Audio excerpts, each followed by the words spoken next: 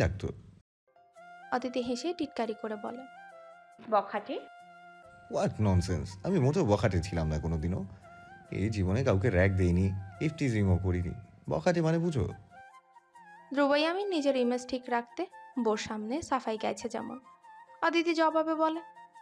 মারামারি তো করতেন, মিথ্যা বলবেন না, আমি দেখেছি। ধ্রুব হার মানে না, ওর উত্তরে বলে। আমার কাজে পা দিলে মারবো না। আর এগুলোকে মারামারি বলে না, মেডিসিন দেয়া বলে। অদিতি হেসে কুটি কুটি হয়ে গেল। আপনি আর আপনার লজিক। ধ্রুব চুপ করে অদিতির হাসির দিকে চেয়ে রইল। অদিতি হাসছে তখনও। ধ্রুব কি হলো কে জান, ভেতরে ভেতরে হঠাৎ একটা স্বামী স্বামী অনুভূতি উতলে উঠল যেন। নিজের বধূর নেশায় আবারও পড়ল বরাবরের মতো। ঘুরে পড়ে আলগোছে অদিতির গলার দিকে মুখ বাড়িয়ে আচমকা নেক কিস করে বসে। হাসি থামিয়ে চমকে ওঠে অদিতি। চোখ বড় বড় করে তাকাতে অনুভব করে নিজের গলায় অপর মানুষের দাঁতের স্পর্শ, যাকে অদিতি কবুল বলেছে, দিয়েছে অধিকারটুকু অবলীলে। আবার ওই অসহ্য সুখকর অনুভূতি খেলে গেল পুরো দেহ জুড়ে। হরমোনদের জ্বালাতনে দুজনে অতিষ্ঠ। ধ্রুব ঘনিষ্ঠতা আরো বাড়াতে অদিতির মনে পড়ে গেল মেকআপ আর্টিস্টদের কথা। চমকে উঠে চোখ খুলে দুহাতে ঠেলে দিল ধ্রুবকে। ধ্রুব, এখন না। বারবার ওভাবে ঠেলছিল অদিতি। ধ্রুব একসময় বিরক্ত হয়ে সরে গিয়ে বলে। কি ঠেলছো কেন? কিস করছি জাস্ট। কে বলছি তোমাকে? অদিতি লজ্জায় কোথায় চোখ দিবে, কোথায় চোখ মেলাবে তখন ঠাউর করতে পারছে না। ও অস্পষ্ট চোখ এলোমেলো ঘুরাতে ঘুরাতে বলে। ওরা মামা মানা করেছে। কে বলেছে? গড, আমার বউকে আমি কিস করবো না? কি ফালতু লজিক এসব। ধ্রুব চূড়ান্ত বিরক্ত হয়ে প্রশ্ন করে। ওর চোখে মুখে তাকানো যাচ্ছে না। নাকের পাটা লাল হয়ে পিটপিট করছে। অদিতি কি বলবে? ও হাতের ইশারায় তখন গলার একপাশে ফাউন্ডেশনের স্তূপ দেখিয়ে বলে। ওরা আপনার লাভ বাইটের ওপর ফাউন্ডেশন লাগিয়ে দিয়েছে। আরেকবার এমন লাল হলে সবাই কি ভাববে দেখে। ধ্রুব চোখ ছোট ছোট করে অদিতির গলার ওই পাশের দিকে চেয়ে রয়। তারপর হতাশার গলায় মুখ অন্যদিকে সরিয়ে বিড়বিড় করে। শান্তি মতো কিসটাও করতে পারবো না নাকি এখন? এত সফট স্কিন কেন? অদিতি লজ্জায় হাঁসফাঁস করে বলে। এটা স্কিনের দোষ না। ধ্রুব বিরক্ত হয়ে বলে। তো কিসের দোষ? আমি তো ক্যাজুয়ালি কিস করেছি। Did I rough to you? Aditi লম্বা শ্বাস ফেলল। এসব ব্যাপারে ধ্রুব যতবার ডিসকাস করে ওর সাথে, লজ্জা এক প্রকার শ্বাস আটকে বসে থাকে অদিতি। অদিতি কিছু বলবে তার আগে দরজায় টোকা এলো। ডাকছে ওপাশ থেকে ওদেরকে। ধ্রুব একবার দরজার দিকে চেয়ে আবার অদিতির দিকে তাকালো। কিছু একটা মনে পড়ে গেল ওর, তাই আগে ভাগেই বলে ফেললো। লিসেন অদিতি, মেবি রিসেপশন পর বউদের ওদের বাবার বাড়ি যাওয়া লাগে, কিন্তু আমি আগেই ক্লিয়ার করি, আমি কিন্তু তোমাকে পারমিশন দেইনি। So you are staying with me in my house. ধ্রুবর ঠান্ডা স্বরে এটা বোধহয় অভিমান ছিল, কিছু হারানোর ভয় ছিল, হুট করে একা হয়ে যাওয়ার যন্ত্রণাটুকুও হয়তোবা ছিল। অদিতি ভ্রুকুচকে তাকিয়ে রইল ধ্রুবর ফোলা ফোলা মুখটার দিকে। অদিতির ভেতরে ভেতরে অসম্ভব হাসি আসছে ধ্রুবর ওই মুখটা দেখে। হাসি চেপে অদিতি ওভাবেই চেয়ে আছে দেখে ধ্রুব ভ্রুকুচকায়।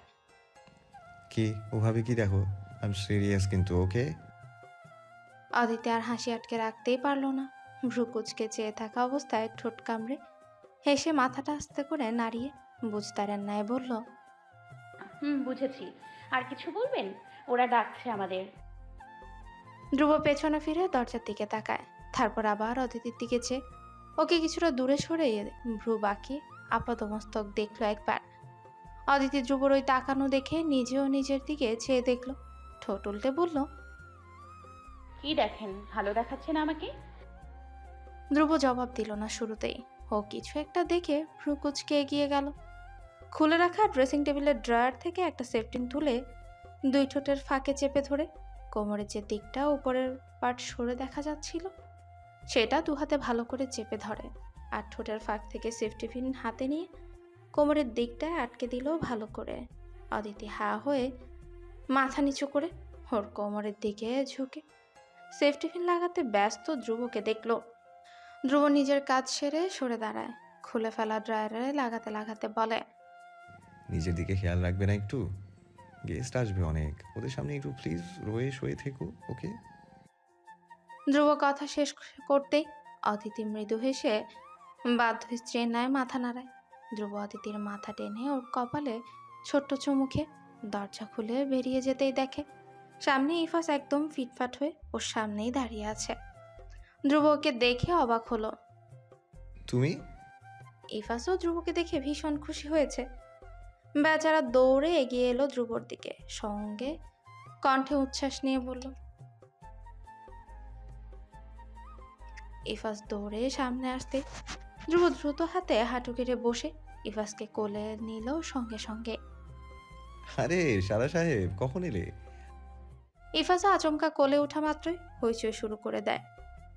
লজ্জায় মুখ একদম লাল হয়ে গেছে ওর। ইমন ভাইয়া এনেছে। নামাও, নামাও না, আমি বড় হয়ে গেছি। ধ্রুব নামালো না, বরং হেসে ইফাসের ছাকড়া চুল এলোমেলো করে দিয়ে বলে। আরে আস্তে আস্তে বাচ্চা, তোমার জন্য সারপ্রাইজ আছে একটা। সারপ্রাইজের কথা শোনা মাত্র ইফাস জগতের সমস্ত লজ্জার কথা ভুলে গেল। তাৎক্ষণিক খুশি গেল ওর চোখ মুখ। কি সারপ্রাইজ? ইফাস ধ্রুবর কথা শুনে অদিতি বাইরে বেরিয়ে এলো। ধ্রুবর কোলে ইফাস বড্ড হইচই করছে। ধ্রুব বড্ড আদরে ভঙ্গিতে কথা বলছে ইফাজের সঙ্গে। ইফাজের মুখেও হাসি স্পষ্ট। অদিতি দরজায় হেলান দিয়ে তুষ্ট হয়ে দেখে গেল ওসব মুগ্ধকর দৃশ্য। ধ্রুব ইফাজকে কোলে নিয়ে নিচে নামতে নামতেই পেছনে ফিরে অদিতিকে দেখে বলে। তুমিও রেডি হয়ে নেমে আসো, আমি গাড়িতে ওয়েট করব। অদিতিও মাথা নাড়ায় চুপচাপ। ধ্রুব চলে যেতে এক ঝাঁক মেয়ে এসে অদিতিকে বাকি যা সাজগোজ ছিল সেসব করে ওকে তৈরি করে নিচে নিয়ে এলো। খাদ্যমন্ত্রীর ছেলের রিসেপশনের আয়োজন, পুরো শহর বলতে গেলে নিমন্ত্রিত ছিল এই আয়োজনে। কমিউনিটি সেন্টারও আজ বিশাল বড়, চারপাশ দেখে মনে হচ্ছে কোনো রাজপ্রাসাদ। ইন্টেরিয়র ডেকোরেশন তো এটাই বলছে। অদিতি ধ্রুব গাড়ি থেকে নামলে কিছু ইয়াং ছেলেমেয়ে ওদের দুপাশে জড়ো হয়ে ফুল ছেটাতে লাগে। ওদের প্রত্যেকেরই হাতেই ফুলের পূর্ণ ঝুড়ি। অদিতি এসব দেখে অবাক হয়ে ধ্রুবর দিকে তাকায়। ধ্রুব তাকালো তখন ওর মধ্যে অবাক ভাবটুকু নেই। ও ধীর ভঙ্গিতে হাত বাড়িয়ে অদিতির ডান হাতটা চেপে ধরে। সামনে তোফাজ্জল ফাহিমা দুজনে দাঁড়িয়ে আছে। এই দুজন মানুষের সামনে অদিতির হাতটুকু এভাবে ধরে রাখা, তাও এতটা অধীরকার বোধ নিয়ে অদিতি দুজনেই সব সময় স্বপ্নের ন্যায় ছিল। অথচ আজ দেখো দুজনের স্বপ্নেই ওদের সামনে সত্য হয়ে হাতছানি দিচ্ছে। ধ্রুবর হাতে হাত রাখা অদিতি হঠাৎ অনুভব করে ধ্রুবর হাত কাঁপছে। অদিতি টলমল চোখে ধ্রুবর দিকে তাকায়। ধ্রুব সামনে তাকিয়ে আছে। তোফাজ্জল হায়াতের দিকে আর চোখে চেয়ে হাতের বাঁধন আরো শক্ত করে সে। আজ তোফাজ্জল মেয়ে জামাই নিয়ে তেমন মাথা ব্যথা নেই, তবুও ধ্রুবর চেপে রাখা অদিতির হাত তোফাজ্জল খুব ভালো করে দেখে। হয়তোবা ধ্রুব তাকে সেটা দেখাতেও চেয়েছিল। সজ্জিত স্টেজে বসানো হয়েছে সদ্য বরবধূকে। এও এসে ছবি তুলছে, মিষ্টি খাওয়াচ্ছে।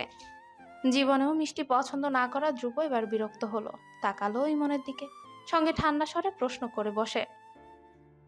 ওই, আর কতক্ষণ চলবে এসব সার্কাস? ইমন পাশে ডিজেকে মেসেজ দিয়ে গান সিলেক্ট করে দিচ্ছে। আজ ইমনের সিলেক্ট করা গানই বাজানো হচ্ছে। ও ধ্রুবর কথা শুনে মেসেজিং করতে করতেই বলে। হুম, ও কখন শেষ হবে? সবে এলি, টাইম লাগবে ভাই। ধ্রুবর এই সোটকোট পরে ইচিং হচ্ছিল ভীষণ। ও মুখটা ভোতা করে কোনোরকম কষ্ট করে বসে অদিতির পাশে। এত মেহমান না থাকলে হয়তোবা ধ্রুব কখন বউ নিয়ে বেরিয়ে যেত এখান থেকে। অদিতিরও এত মেনু দেখে বমি পাচ্ছিল। তার উপর এত মিষ্টি খেয়েছে, এবার তো মনে হচ্ছে আর শুইবে না পেটে। কিন্তু ও তো বউ মানুষ, ওর অভিযোগ করলে মানুষ কি বলবে। তাই মুখটা কষ্ট করে ওভাবে বসে রইল নিজের জায়গায়। এবারে যাত্রায় আরো একজন এসে ছবি তুলে মিষ্টি খাওয়াতে যাবে, তার আগে ধ্রুব ওনাকে থামিয়ে দিল। যথাসম্ভব নিজের মেজাজ ঠান্ডা রেখেই বলল। আঙ্কেল শুধু ছবি তুলেন, মিষ্টি অনেক খাওয়া হয়েছে ওকে। অদিতি অবাক হয়ে তাকালো ধ্রুবর দিকে। ওই লোকও হেসে শুধু ছবি তুলে চলে গেল। সে যেতেই ধ্রুব অদিতির দিকে যে ভীষণ হতাশ গলায় বলল। কিছু ভালো না লাগলে বলা লাগে অদিতি, 1000 টাইমস আমি এসব শেখাই তোমাকে, তারপরেও। ধ্রুবর কণ্ঠে হতাশা চুয়ে পড়ছে যেন।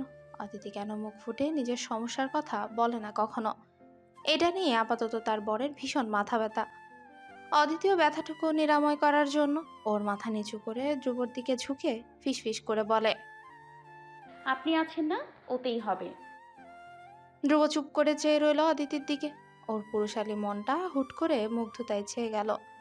প্রিন্সেস ট্রিটমেন্ট চাওয়া মেয়েদেরকে বোঝাবে, যখন একটা ছেলে প্রিন্স ট্রিটমেন্ট পায় তারও ভালো লাগে, আদর আদর লাগে সবকিছু। মুগ্ধতা চোখে মুখেই ফুটে যায়। ধ্রুবর বেলাতেও তাই হয়েছে। ও কাঁপতে থাকা হৃৎপিণ্ড সামলে আলগোছা অদিতির হাতটা আলতো হাতে চেপে ধরে। ধীরে ধীরে শক্ত হলো সে স্পর্শ। অদিতি তাকাতেই ধ্রুব সামনে তাকিয়ে ফেলে। ওর হাতটা তখনও তার স্ত্রীর হাতটুকু ওভাবেই ছুঁয়ে রেখেছে। রিসেপশন শেষ হতে রাত 1টা বাজে। তোফাজ্জল হায়াত মেয়ের রিসেপশনে সৌরভ ইয়ামিনের সবার সঙ্গে দেখা করে ক্লান্ত প্রায়। ফাহিমা ত্রিনার সঙ্গে যে গল্পে লেগেছেন এখন ওঠার নামই নেই। একটা উৎসবের মতো লাগছিল সবকিছু। সবাই গল্প আড্ডা থামালো যখন সৌরভ ইয়ামিন হাতে মাইক তুলেন। স্টেজে বসা ধ্রুব, অদিতি, সামনে বসে থাকা সকল মেহমান সবাই তাকালো সৌরভের দিকে। হুইল চেয়ারে বসা সৌরভ ইয়ামিনের পাশে রাহুল দাঁড়িয়ে আছে, তার হাতে ইনহেলার। সচরাচর সৌরভের হুইল চেয়ার লাগে না, তবে আজ অসুস্থ, তার উপর চলাফেরায় সমস্যা, তাই হুইল চেয়ার এনেছেন সাথে। সৌরভ মাইক টেস্ট করেন। হ্যালো, 1 2 3। বলার পরপর মেহমানদের মধ্যে এক ঝাঁক মানুষ একসাথেই বলল, শোনা যাচ্ছে। সৌরভ হেসে ফেলে, পরে নিজেকে ধাতস্থ করে বলা শুরু করে নিজের কথাগুলো একের পর এক। লেডিস অ্যান্ড জেন্টলম্যান, আমি সৌরভ ইয়ামিন, স্টেজে বসে থাকা বর ধ্রুব ইয়ামিনের বাবা। এখানে আসা সকল মেহমানকে আমার সালাম থাকলো। ছেলের বিয়ের উপলক্ষে আমাকে নাকি কিছু বলা লাগবে, বন্ধুরা বলল। ওরা আমাকে একটা স্ক্রিপ্ট রেডিও করে দিয়েছে বলার জন্য। সৌরভ থামলেন, তারপর সামনে থাকা বন্ধুদের শাড়ির দিকে চেয়ে ছোড়া মুখে বলে, অ্যান্ড ওদেরকে সরি, আমি ওই স্ক্রিপ্ট হারিয়ে ফেলেছি। তবে আমার মনে হয় বাবা হিসাবে ছেলেকে নিয়ে বলার জন্য আমার কোনো স্ক্রিপ্ট প্রয়োজন নেই, তো আমি বলি। আবারও থামে সৌরভ। সবাই ভীষণ মনোযোগ দিয়ে শুনছে সৌরভের কথা। এখানে অনেকেই আমাকে কাছে রোজ রোজ অভিযোগ করতেন, আমাকে বলতেন আপনার ছেলে অমন এমন, সে হাত থেকে ছুটে যাচ্ছে, আপনার লাগাম টানা উচিত। অবশ্যই ওসব আমার ছেলের ভালোর জন্যই বলতেন, কিন্তু কেন জানি না আমি আজ অবধি আমার ছেলেকে ওভাবে কারণ কথায় ইনফ্লুয়েন্স হয়ে শাসন করিনি। ইচ্ছে হয়নি কখনো। একটাই ছেলে আমার। আমি ভেবেছিলাম যেদিন ও নিজেই বুঝবে কোনটা খারাপ কোনটা ভালো, সেদিন আমি বাবা হিসেবে সফল হব।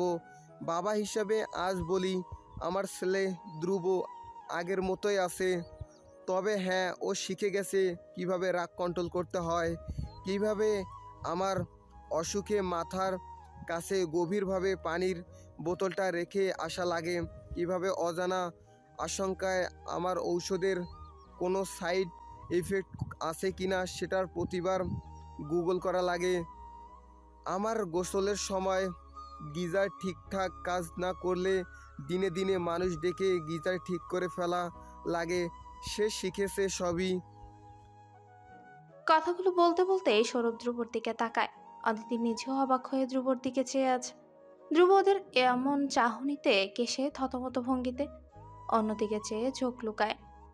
সৌরভ ধ্রুবর এমন চোরের মতো লুকিয়ে ফেলা শ্যামলা মুখটুকু দেখে হাসে, তারপর আবারও বলা শুরু করে, আমার ছেলে শিখে গেছে তার বাবার বিরুদ্ধে কেউ এক কথা বললে তার সঙ্গে কিভাবে লড়াই করতে হয়। বাবা মিথ্যা মামলায় জেলে থাকা অবস্থায় নিজে দিনের পর দিন না খেতে অপ্রয়োজনীয় বিরুদ্ধে দিনরাত এক করে প্রমাণ জোগাড় করার লাগে। আমার ছেলে বাইরে যেমন কঠোর সাজে, সে ভিতরে এমন নয়। আমার ছেলে জানে সব কিছু, এভরিথিং, কিন্তু ওর আচরণের ভিন্ন, ওর স্বভাব বিশিষ্ট ভিন্ন, তবুও বদলেছে। Maybe he has got and what hand to be change. কথাটা বলেই সৌরভ অদিতির দিকে তাকালেন। অদিতি ওনার দিকে চেয়ে রয় অপলক। ধ্রুব তখনও আর চোখে সৌরভের দিকে তাকায়। সৌরভও হালকা হেসে টলমল চোখে বলে, আমি সৌরভ ইয়ামিন আমার স্ত্রীর দেওয়া বেস্ট গিফট পেয়ে গর্বিত। ধ্রুব আমার ছেলে। এতদিনও আমি সেটা যেভাবে বদনামের পরেও অন্যের মুখের উপরে গর্ব করে বলেছি, আজও বলছি, স্টেজে বসে আছে যে সে আমার ছেলে ধ্রুব ইয়ামিন, আমার একমাত্র রত্ন। পাশে তার স্ত্রী অদিতি। দুটো মানুষের গুরুত্ব আমার সৌরভ ইয়ামিনের কাছে আজীবন থাকবে। ধ্রুব ওভাবেই তাকিয়ে রইল সৌরভের দিকে। ওর মনে পড়ে যাচ্ছে একদিন ধ্রুবর বার্থডের সময় যখন ওর মা জীবিত ছিল, ঠিক তখনও সৌরভ মাইক হাতে ওভাবেই সবার সামনে বলেছিল, আমি সৌরভ ইয়ামিন আমার স্ত্রীর দেওয়া বেস্ট গিফট পেয়ে গর্বিত। সৌরভের কথাতে সেদিন ওর বার্থডেতে তামাশা করার লোকদের মুখ বন্ধ হয়েছিল। ধ্রুবর ধীরে ধীরে মনে পড়ে যাচ্ছে ওর মা বেঁচে থাকাকালীন ওদের ফ্যামিলির কিছু সুন্দর মুহূর্ত। অদিতি ধ্রুবর কাঁপতে থাকা হাত চেপে ধরলো আড়ালে ওড়নার নিচে। সঙ্গে সঙ্গে ঢোক গিলে ধ্রুব মাথা নামিয়ে জোরে জোরে শ্বাস ফেলতে লাগে। অদিতি ওসবও নজর রাখে। সৌরভ ইয়ামিন কথা থামাতেই সবাই করতালি দিয়ে ওঠে। একে একে রিসেপশন থেকে সবাই বিদায় নিয়ে চলে গেলেন। তোফাজ্জল হায়াত তখন এসে দাঁড়ান বর বউয়ের সামনে। সৌরভের দিকে চেয়ে বলে, রাত অনেক হয়েছে, গাড়ি অপেক্ষা করছে, আদিতি ধ্রুবকে আজ নিয়ে যাই। অস্থিরতায় ভুগতে থাকা ধ্রুবর এতক্ষণে টনক নড়ে। পাশ থেকে ফাহিমা বলেন, হ্যাঁ ভাই, বিয়ে হয়ে গেল, এখন অব্দি ওরা আমাদের বাড়ি যায়নি। ওরা ঘুরে আসুক আমাদের বাড়ি থেকে, আমাদেরও তো চেনা জানা আছে, ওরা ধ্রুবর সঙ্গে পরিচিত হতে চায়। অদিতি সঙ্গে সঙ্গে তাকালো ধ্রুবর দিকে। ধ্রুব চোখের ইশারায় বারবার মানা করছে অদিতিকে। অদিতি কি বলবে? পড়েছে ওয়া মহা এক ফ্যাসাদে। এত বড় বড় লোকের সামনে এখন অদিতি কি করে বলবে সে তার স্বামীর ঘরে থাকতে চায়? সৌরভ সায় দিয়ে বলে, ঠিক আছে, নিয়ে যাও তোমরা আমাদের বাড়ি। আজ রাত থেকে ওদের ব্যাগ প্যাক করে তোমরা বেরিয়ে পড়ো কাল সকাল সকাল। কি বলো ধ্রুব? তোফাজ্জল বিনয়ের সঙ্গে বলে, রাতে থাকা যাবে না সৌরভ, বেরুলে এখনই বেরুবো, বুঝোই তো অনেকটাই দূরের পথ। সৌরভ তবুও অনেক জোর করলেন, কিন্তু তোফাজ্জলের ওই এক কথাই ধ্রুব এবারে সব টানা হেঁচড়া আর নিতে না পেরে সবার সামনে বলে ফেলে, আপনারা থাকুন আজ, অদিতি কদিন পরে যাক। ওর ক্লাস মিস হচ্ছে অনেক দিন ধরে, তেমন আমারও। আমার ফাইনাল এক্সাম সামনে, অদিতির এক্সামও কাছেই। তো কদিন পর আমরা থেকে আসবো, রাইট অদিতি? অদিতির দিকে তাকাতেই অদিতি চোখ বড় করে তাকালো একবার বাবার দিকে, তো আরেকবার ধ্রুবর দিকে। পরপর ধ্রুবর মতো নির্লজ্জ নয় বলেই কিছু না বলে চুপ করে মাথা নামিয়ে রাখলো। ধ্রুবর হয়তো এটা পছন্দ হলো না। ও তীক্ষ্ণ চোখে অদিতিকে দেখলো। চোখের ইশারায় ওকে শাসাতেই অদিতি ঠোঁট উল্টে তাকালো। এখানে ওরই বা কি করার আছে? ওর সঙ্গে কেন অযথা রাগটা দেখাচ্ছে ধ্রুব? ফাহিমা মেয়ের দিকে তাকালেন। বর বউয়ের চোখের ইশারায় চলা কথাবার্তা হয়তোবা উনি বুঝলেন। মৃদু হাসলেন, স্বামীর দিকে চেয়ে বললেন, থাক না, ওরা কদিন পর আসুক বাড়িতে।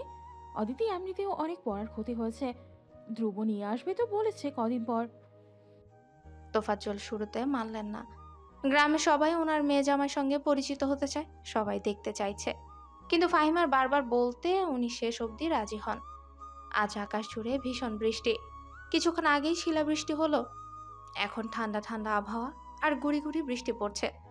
কেন যেন কদিন হয়েছে শরীর ভীষণ দুর্বল। সারাক্ষণ একটা আলসেমি, একঘেয়েমিতা শরীরে লেগেই থাকে। ইদানিং রান্নাঘরের মশলার গন্ধ অব্দি সহ্য করতে পারে না ও।